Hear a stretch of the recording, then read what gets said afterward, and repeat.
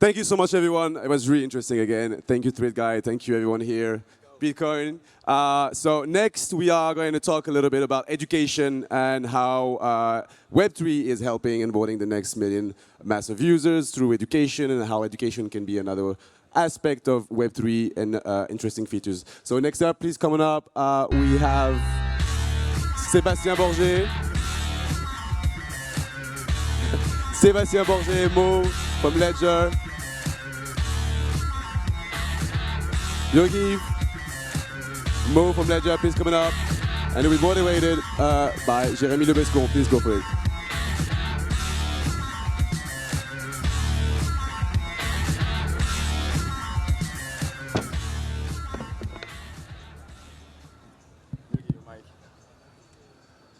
Hi everyone, hi again. It's packed, it's cool, it's nice to see you again. We are here to talk about owning the future of education with Open Campus. I'm pleased to welcome Yogi from Open Campus and TinyTap, should I say. Thank you. Sébastien Forget, what everyone knows here, CEO and co-founder of the Sandbox, and Moal Sayed from Ledger, head of community. Please. Hello. Hello everyone. Hello.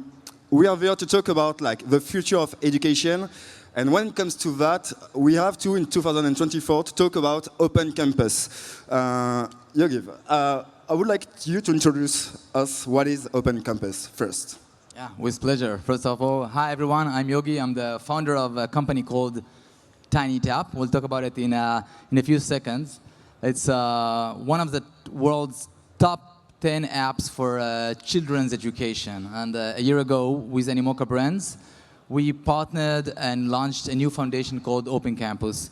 And I think what's really unique about Open Campus is that it's not about TinyTap. It's not about a single app or product. It's about how do you transform an entire category. It's an ecosystem foundation called Open Campus. It has a token called EDU.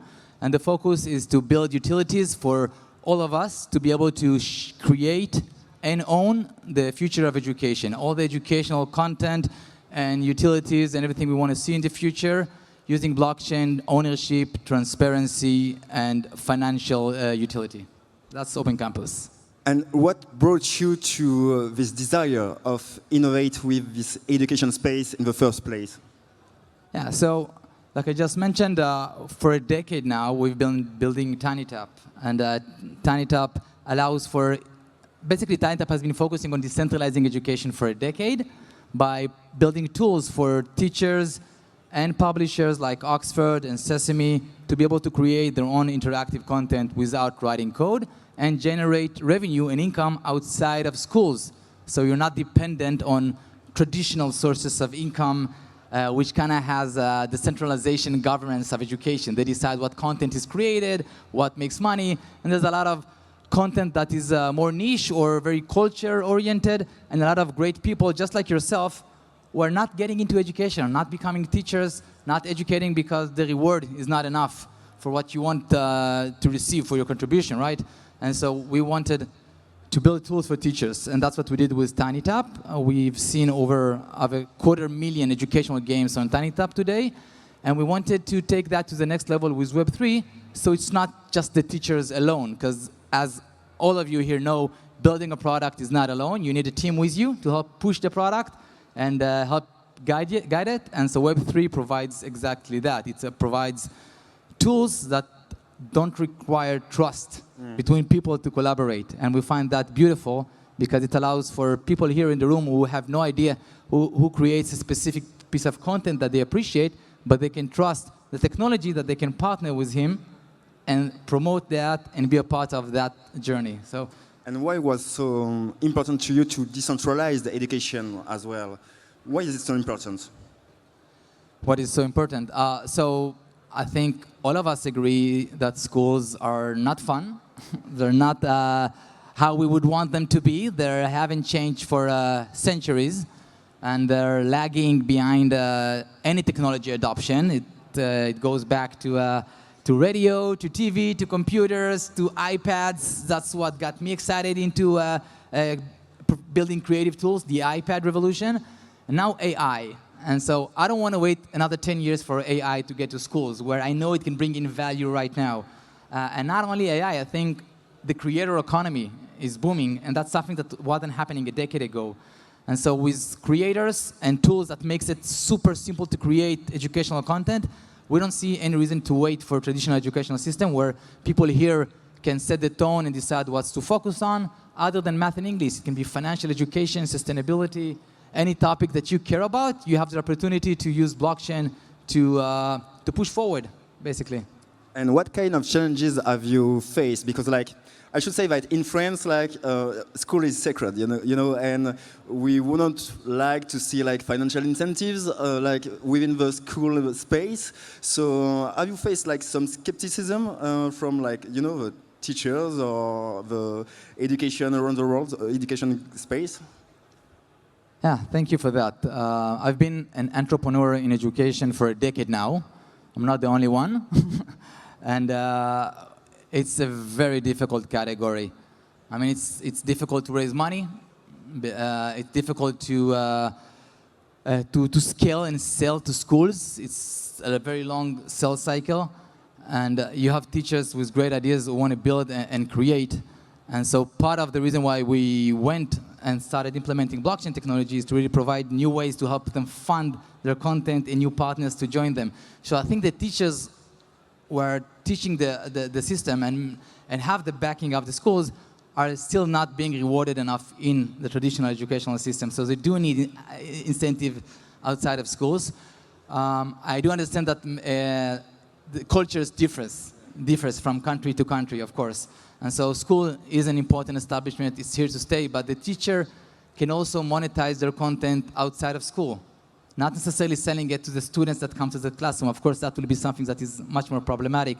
But one teacher here who creates an amazing way to teach French to English speakers can suddenly monetize it across the world. So we want to give them the opportunities to do that. And that's it. And would you have some metrics to share, like maybe about revenue shared with teachers or content producers with TinyTap and Open Campus? Yeah, let's talk about that for a second. So TinyTap already has a revenue share component. So when you create content on TinyTap, you generate a revenue share. The top teachers on TinyTap will generate about 50K a year, some of them, which is very, very significant. When we moved to Web3 and implemented the first utility, which is the publisher NFT, I don't know if you want me to open it right now, but basically we allowed you guys, the community, to jump in and buy ownership rights of content on TinyTap that is already running, already generating revenue, and become a partner. And because of that, we were able to sell the first 12 courses. By now, we've sold 800 of those courses in games, but the first 12 was a very successful sale. We sold it at 250 ETH. Half of that went back to teachers. So you suddenly have teachers who are completely non-Web3, receiving 6 times their annual salary for their content and being able to freeze themselves and create more content. So that revenue share component that's happening right now on TinyTap, on blockchain, it will not be centralized. It's not coming from TinyTap. Instead, we've implemented something that I'm very proud of, and that is an arcade token system, where everyone who comes to get education on TinyTap gets EDU tokens. When they access content, their EDU is deposited into content units, and the owners can just withdraw that. So there's no intermediate. You don't need to ask me how much each content made. All the revenue share can happen on-chain in a transparent way. Unlike what we have today in Web 2, right? If you get a check from YouTube or Spotify, you just get a number. You have no idea what that number means, why it's $100 today and not $500. And we can change that. We can make it completely P2P revenue share systems. And those are the kind of things we're trying to build with the transparency of blockchain. Now, do you build like other connection, other bridges with Web3 platforms? I'm looking maybe at Seb, and maybe I should have started to say that both of you have known each other for a long time. Maybe you can talk about that, Seb. Yes, absolutely. It's quite an interesting story, but Yogev and myself, we met back in 2014 in San Francisco. We were both part in his case, TinyTap. In mine, it was a company called Pixel, a mobile game studio that I founded in 2011, of an accelerator called Zynga.org. It was part of like the bigger game publisher Zynga, and the mission of that accelerator was to bring like new startups and new way to learn and to educate. So back then already, when Sandbox was just a mobile game, no blockchain, no tokens involved, we were already thinking how we can use the core feature of Sandbox, which is like creating by the touch of your finger, to educate about topics like science, technology, engineering, mathematics, and art. We worked on the product, but we struggled to distribute it in schools, in academies, university, and so on. And so at the end of the day, even we had some interesting experiment and contact with children, we gave up. And we say, okay, we're going to leave that on the table, and we'll revisit that later. And so fast forward, about 10 years later, when I learned that you will be joining the Animoca Brands group, etc., I say, oh, wow, like this, I'm very excited about that. Let's see what we can do. And at the same time, on Sandbox, this time the blockchain-based version, we started to see a lot of schools, a lot of universities, specifically in Asia, in Hong Kong, in Japan, in Korea, that used the 3D blockchain version with NFTs to teach to kids the possibilities of the creator economy. Like how to create your own NFT, how to make 3D content, how to publish a game on a platform and work on it together. They gain new skills like iterative thinking, creative design, and they also learn new aspects like true digital ownership, the financialization of the asset, the content you create is yours, you have the freedom to sell it, you can earn a revenue from it, and how you're going to utilize that revenue afterwards.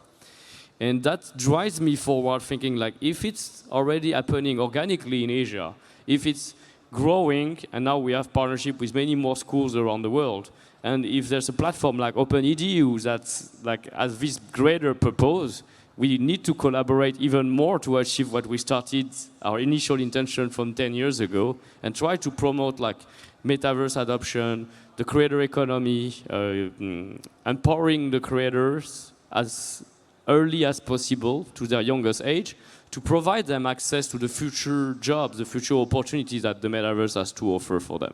So Metaverse is a platform to educate the new generation, and when it comes to that, I'm looking at Mo this time, head of community of Ledger, and Ledger is not only a security company, like it's also a content company, a content producing company. You produce a lot of content, and a lot of this content is based on education. Can you talk more about that, Mo?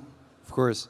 So most of you probably know Ledger because we create solutions that enable people to secure their digital assets and self-custody their assets. And when you think of self-custody, it's actually self-responsibility. You are the sole responsible of the ownership and the security of your assets. And with responsibility, you know, like in the Spider-Man movie, with great freedom comes great responsibility. That's exactly it. And if we actually don't provide the content that enables people to understand how to best use the tools that we're giving them, we're actually only going halfway. So at Ledger for the past few years, we've really been focusing on building a whole ecosystem of educational tools and content in order to enable this seamless navigation of the world of self-custody. A few years ago, we started with this education platform called Ledger Academy. Today, it actually has over 1 million users and hosts a wide variety of different content formats that speak about the basics of blockchain, self-custody, you know, variety of different crypto projects. And then the further we explored like the word of education, the more we understood that educating people about Web3 technology using only Web2 channels wasn't the most effective way to do it, because education is always secondary when you think about the user journey in the space. Like people come into the space and they really want to jump in right away. They want to create a wallet, they want to interact with different apps, and they only think about education after it's too late most of the time, unfortunately, or after they know someone who got hacked or scammed. So what we've been exploring for the past 2 years is actually bringing Web3 education in the Web3 experience itself. So we built out a gamified education platform called Ledger Quest, and we've been exploring a variety of different, gamified experience, immersive gamified experiences on the Sandbox with, the amazing team that's working there that's helped us craft, a couple of gaming experiences in order to be able to provide different communities with the information they need using the platform that is best effective towards their learning habits. And does it work? Like how much time people are spending on like your quest? Yeah, I mean, to speak more maybe about what we did with the Sandbox. Please. So that was a pretty an interesting like kind of experiment. So speaking about Ledger Academy, as you know, I was talking about it a minute ago. It's actually a platform that has tons of content, but the content isn't necessarily like always streamlined, and it's not always very active in terms of like the experience that you're getting. It's pretty, you know, you're kind of absorbing information, but you're not really interacting. So what we tried to do with the Sandbox is basically to distill the basics of self-custody and security, and to work with game designers and script writers to turn the educational material into a game where you were actually spawned in the middle of a map. And at every mission, you were interacting with an NPC, a non-playable character, and that NPC gave you a mission. And throughout that mission, you were able to understand a core educational message. And every mission you actually accomplished, you were getting a piece of a Ledger armor as an NFT. So throughout the map, you were collecting the Ledger armor, and towards the end of the map, you had the full armor, which meant that you were a graduate of the School of Block on the Sandbox. And that is an NFT that acts as a proof of knowledge, but it's also a way to do Web3 CRM. Because now there's a cohort on the blockchain that we know is educated up to a certain level, and that we can interact with this audience further down the road to provide them with benefits, with token-gated rewards.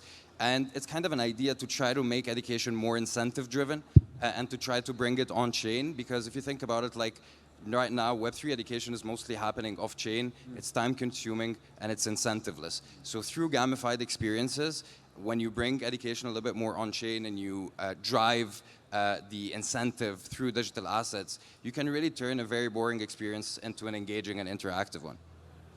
Seb, according to you, Yes. why Metaverse is a good platform to educate people? How do you explain that? Well, there's many things that makes like the metaverse and like virtual world in general very interesting for learning. Like, I think it's now proven that learning through experience, learning through like interacting with the content instead of like reading 2D text or watching 2D videos is much more efficient, because we mobilize a lot more senses on how we interact, and we aggregate the information in a more personalized way as well. We are not all made similar. We memorize things in different ways and by different senses. So it's quite interesting to use 3D spatial environment and make people manipulate the thing, make them complete the quest, make them build even themselves the game that they play to understand better the concept that they interact with. So I'm all favorable to our like experiential learning, and I think the metaverse is a great platform and a great tool for that purpose. Also, I think that's something that Ledger has done fantastically well with School of Block. Like you were mentioning, like you engage narrator, you build storytelling, story-driven. So you created also a form of meta that drive the people to want to go through all the quests. And I think like 98% of the people who played the experience went totally through it, spending over close to an hour or more into it, which is like, imagine like learning for 1 hour. Like now you have to force kids and force people to go through such a length of content to be digestible. The third thing you did, and that really enjoyed, is also you involve community in deciding the characters and the design of some of the elements of the gameplay. So you made it as well like user-generated content. There was a sense of involvement into the design of the content that drive people afterwards to come and check out what you've built using their inputs, and reward them with something that they feel is not just yours, you decided, but it also was the common decision of the community. So those three things have been essential. And well, Ledger and Swipeback, the studios that help you build, you both won an award as a recognition of like all the traffic that you drove and the education you deserve on Sandbox platform.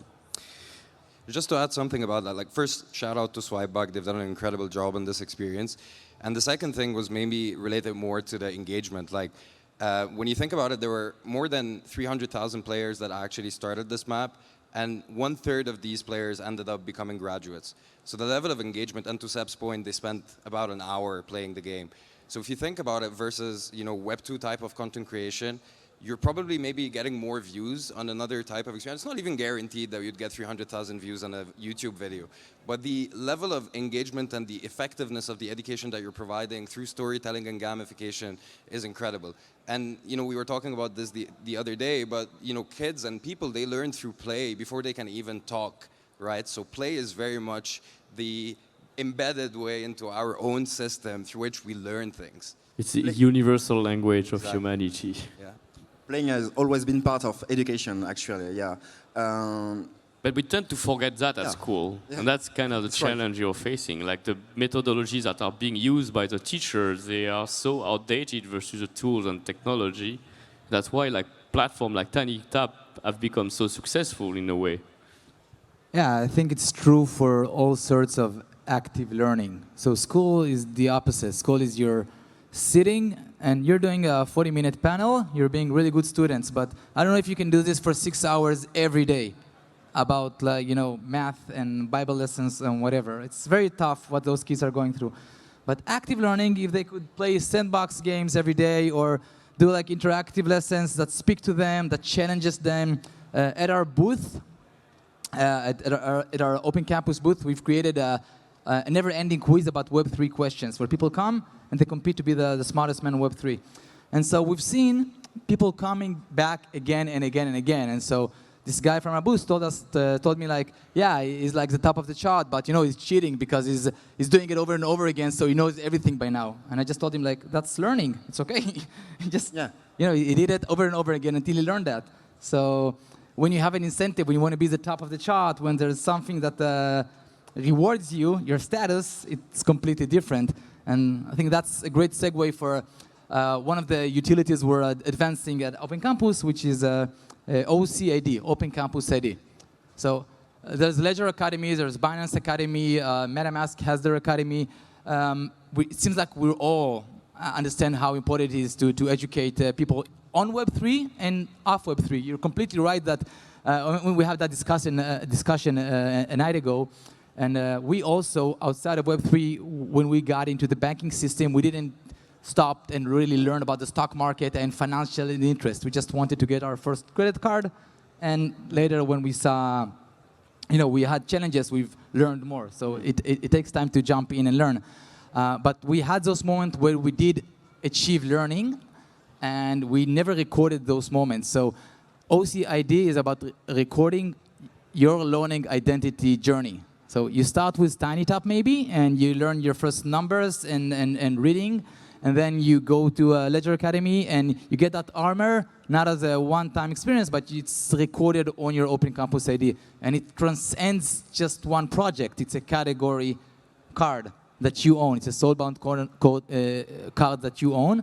And what I really like about that if I'm able to kind of brag about what I'm learning, and it can be a Medium post, a YouTube about an LLM, because I'm so cool and learning about AI, I can also see what Seb is into. Like Seb, I can go and see what you're learning and where you're getting your inspiration, and maybe I can be more like you. So it's just like follow someone's investment. You're able to follow someone's learning journey and inspire others, and maybe I can discover that there's something going on at Ledger and go and pick up that course. So OCID is something we're advancing, as well as publishing rights. And this ID is all on chain, so everything is transparent and interoperable with other protocols and other platforms. Absolutely, it's all on chain and it's yours. So whenever you do a course at Udemy or you go to school, they have that data. Okay, if you want to go for an employer, you need to go and grab those recordings. So I think we're not the first project that talks about like how do you record your learning journey and certifications. We're just trying to do that from a category standpoint and make it about you and see what kind of utilities you have for that. For example, if I can connect to the Sandbox with that, they can learn a few things about how I'm learning, what is my knowledge level. Maybe they can adjust the game to my level, so it's more advanced, more simple. And this ID, is it an NFT or a soulbound token?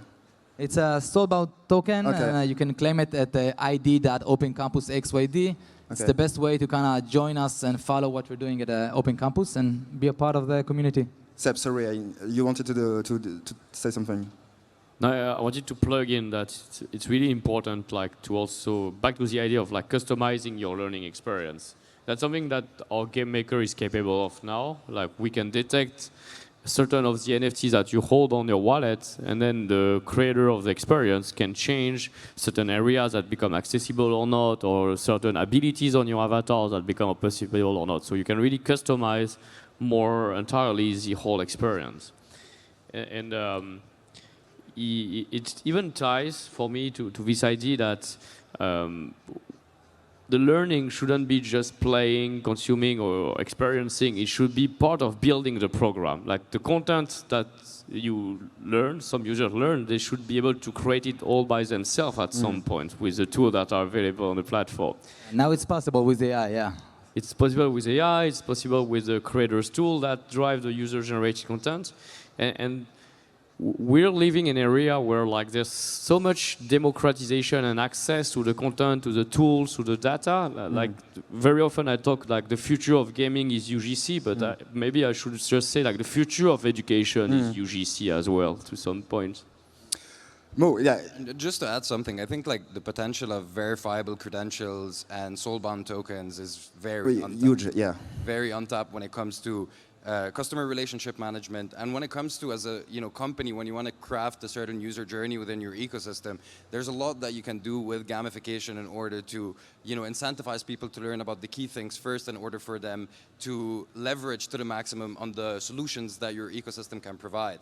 It's kind of to go back to gaming, when you're trying out a new game, you always get spawned in the map and then they ask you to do certain actions like press space to jump or go collect this item in order to know how to like do the pickup actual functionality and so on and so forth. And I think that in the space, if we actually understand how we can leverage on loyalty, gamification, and education together in order to drive ecosystem usage and adoption, it's really a huge unlock for a lot of the companies and the brands in the space. You already answered part of my next question, but as the head of community of Ledger, like you're with this new generation, like every day, you know them pretty well. According to you, because we have limited time, what will it take in the future to help and make education better, according to you? Yeah, we could spend an hour on this. I'll try to be very brief. I think it's all about understanding the different channels and the different way through which the new generations learn information. If you look today about the usage of social media, it's completely different than 20 years ago. No one's on Facebook anymore. The attention span is very limited. My mom disagrees. Sorry? My mom disagrees. I mean, I'm sure your mom is pretty young in mind and heart, but the new generations, they definitely don't really have the same time that we used to have, or at least the amount of information that they're getting is so important, and you have it everywhere that they need to be able to understand the core messaging in a way that is pretty straightforward. But ultimately, I don't think it's only about content consumption in a passive way. I think gamification and gaming environments are going to be taking over a lot of the different ways through which we used to build brands and educate people through social media.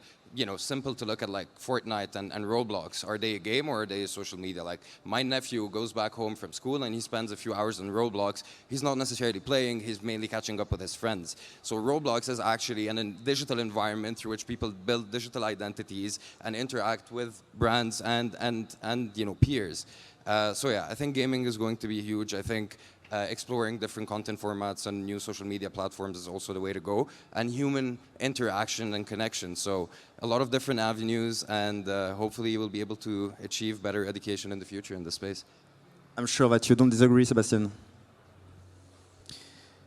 Well, there's two concepts, and I only have 60 seconds to describe them, but like the way I see Sandbox evolving is like we're gearing toward, on one side, the build to earn. So basically, Sandbox is very focused via on the creators themselves.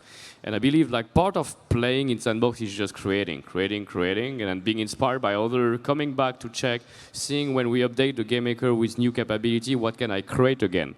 So I love this idea of like enabling people to make their own stuff, experiencing it, and gaining new skills, and skills that are not just useful for like making games, like iterative thinking, game design, problem solving in space, etc. That's our skills that are needed for the job of the new economy, whether you're going to be in IT, in finance, in architecture, and so on. The second thing that I like to think of Sandbox is like, it's not play to earn at the end of the day, it's play to learn. And nobody is saying it's about learn, but what you gain is not just like the financial asset or the digital asset that have a financial value, like token or NFTs. It's the skill that your work, your effort has been retributed, and you gain something invaluable that is knowledge. we're running out of time. So one last word, Yogi, please. Yeah, I think I'm really relating to everything that is said here, especially Seb, what you said about the future of learning being UGC. I think the future of everything is UGC. I mean, we've seen that in streaming for sure. I don't know if you've seen, but YouTube is now the most streamed broadcasting platform in the world, more than Netflix, more than Apple TV, more than anything. It's YouTube. In gaming, we're seeing the same with Roblox, etc., Sandbox. And learning shouldn't be any different, especially with AI. AI presents opportunities for people to create content in just leaves it to their creativity and their own needs. So we're building that. I love build to earn. It makes so much sense, and this is what we're about. So let's build. Mo, Seb, Yogi, it was great to have you. It was even better to have you. Thank you, NFT Paris. Enjoy your night. Thank you. Thank you, everyone. Have a great evening.